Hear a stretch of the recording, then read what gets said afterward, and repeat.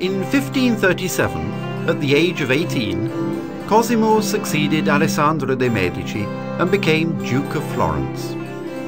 The son of Maria Salviati and of the mercenary captain Giovanni delle Bande Nere, one of the few members of the Medici family with any military ability, Cosimo belonged to a cadet branch of the Medici family, descended from Lorenzo, brother of Cosimo il Vecchio. When they entrusted him with the government of the city, the Florentine elders imagined that, as he was so young, they might control him. But Cosimo immediately revealed himself as an astute politician, who in many ways seemed to embody Machiavelli's ideal prince, honest and mild in private, ruthless and without scruple in governing the state. Cosimo was of large, well-formed and beautiful stature, and handsome of visage, full of majesty and grandeur. He had large bright eyes, which according to the movements of his soul sometimes flashed and were full of something truly terrible. He had chestnut hair and a thick beard. In 1539, Cosimo married Eleonora, second daughter of Pedro di Toledo, the Spanish viceroy of Naples. The marriage took place by proxy, but Cosimo had already chosen Eleonora, beautiful, fresh and coloured like a rose, when he had visited her in Naples some years earlier. The 17-year-old Eleonora reached Livorno in June 1539. The following morning she met her husband at Pisa. They remained for a few days at the Medici villa of Poggio a Caiano before proceeding to Florence, where the celebrations lasted several days. To begin with, the ducal couple lived in the old family palazzo, but in May 1540 they moved into Palazzo Vecchio. At the palace, Eleonora was responsible for clothing her husband and children and for decorating the rooms with hangings and tapestries. From the quantity of merchandise arriving at the palace, it would seem that the Duchess had almost as much to do as Cosimo. When her husband was away, she had power of attorney, but Eleonora never really took much interest in politics or administration. The marriage was a successful one. Cosimo proved to be a faithful husband, and the Duchess followed him, as far as she could, wherever he went.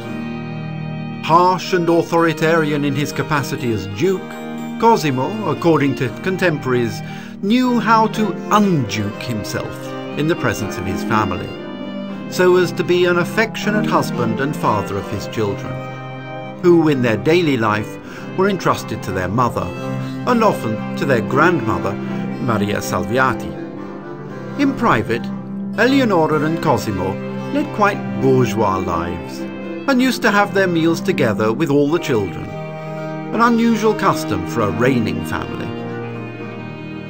In April 1540, their first child, Maria, was born. She was followed in March 1541 by the heir Francesco, for whose christening important celebrations took place. In rapid succession, 8 more children were born. With them the Duchess brought up Bia, an earlier daughter of Cosimo's, who had been legitimized. They had much sadness in their lives. Their eldest daughter, Maria, beautiful as a rose and a lily on a balcony, perished at 17. Garzia at 15. Giovanni before he was 20. Lucrezia the same. Federico, Antonio and Anna made only brief appearances, and Bia herself did not survive childhood. She died at the age of 5, shortly after being painted by the court portraitist Agnolo Bronzino.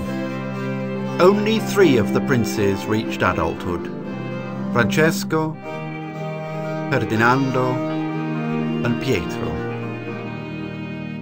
Even Eleonora, with her bright face and angelic look, and with all the other beauties that one reads were possessed by the most celebrated women, wasted by consumption and grief, succumbed on the 17th of December, 1562, aged 40, 5 days after the death of her beloved son Garcia, and less than a month after the death of Giovanni.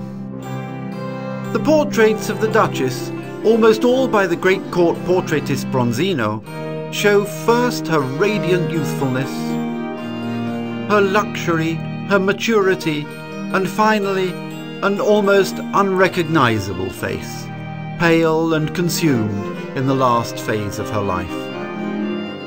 From 1564, Cosimo shared the throne with his son Francesco and gradually withdrew from political life, spending more and more time in the country. He died at 54 in 1574. Francesco, who married Giovanna of Austria, the sister of the Emperor Maximilian II, is best known for his passionate love affair with the Venetian Bianca Capello, which began before his marriage, was never interrupted, and led to their eventual marriage after Giovanna's death.